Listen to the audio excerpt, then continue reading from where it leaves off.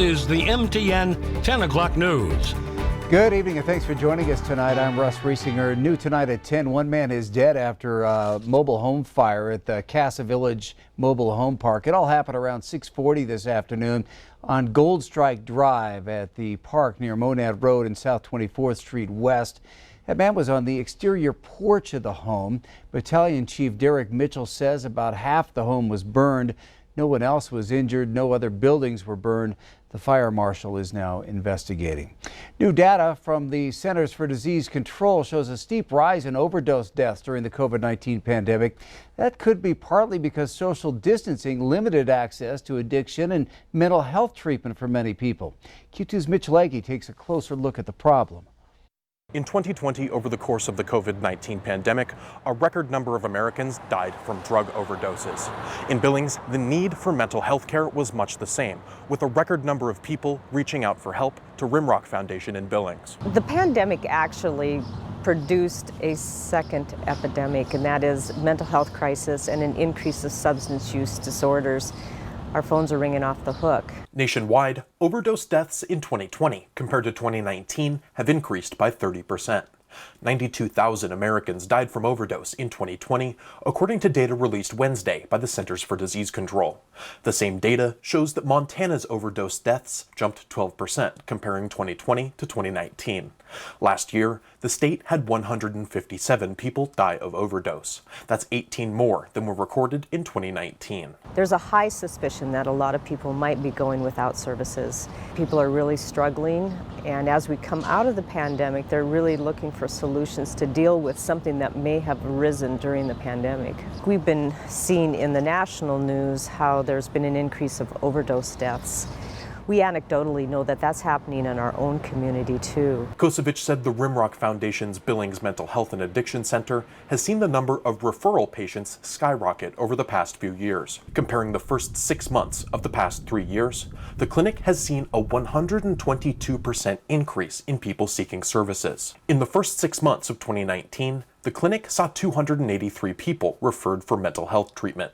2020 saw 358 referrals, and 2021 exploded, with 629 people requesting help. Kosevich added that the best thing to do for somebody who is struggling with their mental health is to reach out for help in any way possible.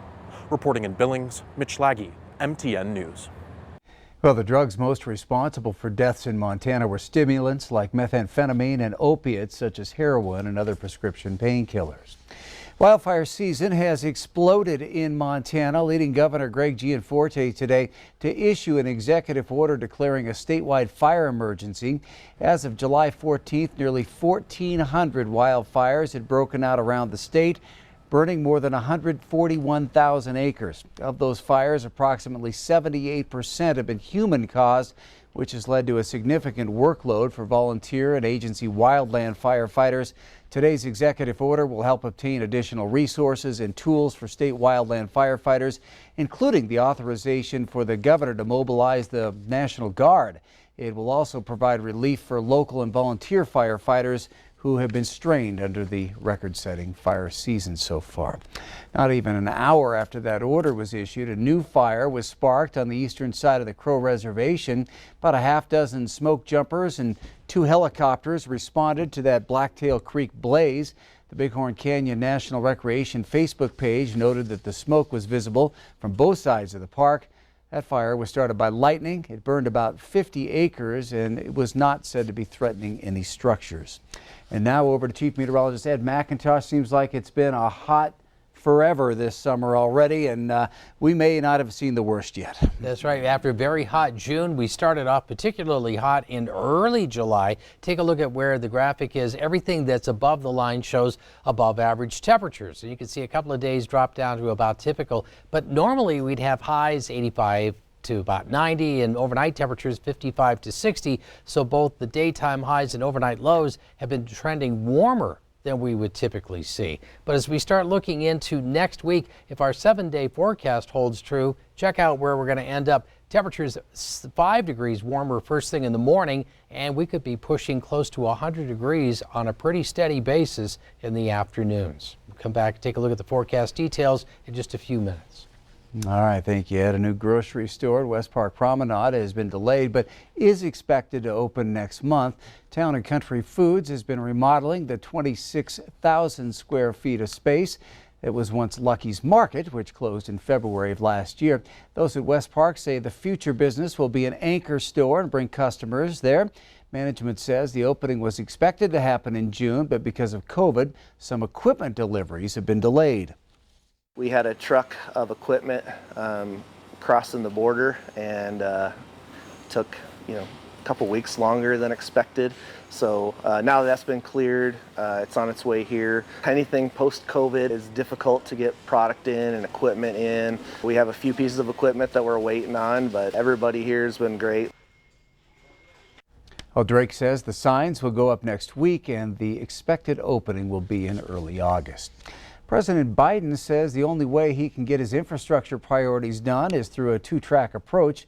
He met with Democrats on Capitol Hill ahead of another meeting with a bipartisan group of governors and mayors at the White House as lawmakers hash out a bipartisan bill focused on hard infrastructure and a separate, larger spending bill that only has Democratic support. Natalie Brand has more from Capitol Hill. President Biden huddled with Senate Democrats on Capitol Hill less than 24 hours after they announced a deal on a budget plan that focuses on what he calls human infrastructure. We're going to get this done. We are getting this done. The $3.5 trillion agreement includes money for childcare, Medicare, and climate. CBS News has learned the Democrats plan to offset their proposal in part through reforms to the tax code focused on corporations and households making more than $400,000 a year. We have an agreement. There may be slight changes. I'm not sure what may happen, exactly how, but it's going to be paid for. The budget bill is expected to be pushed through the 50-50 Senate without Republican support using reconciliation. Senate Republicans oppose the Democratic bill, and it remains to be seen whether it impacts progress on a separate bipartisan physical infrastructure bill. I think it's a real mistake what they're doing, but it doesn't affect us at all. I mean, we are on a totally separate track. The infrastructure bill is bipartisan. Meetings on infrastructure continued back at the White House, where President Biden hosted a bipartisan group of governors and mayors. This is an issue that has dragged on for the better part of a decade, but I think we are right on the cusp here. As the administration tries to solidify support for that roughly $1 trillion package focused on upgrading roads, bridges, and broadband. Natalie Brand, CBS News, Washington.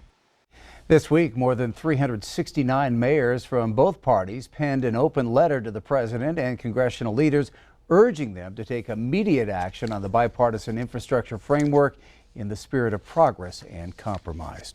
All right, still ahead on the MTN 10 o'clock news here on Q2, we'll learn of the impact of a new executive order by President Biden and what it could have on Montana agriculture.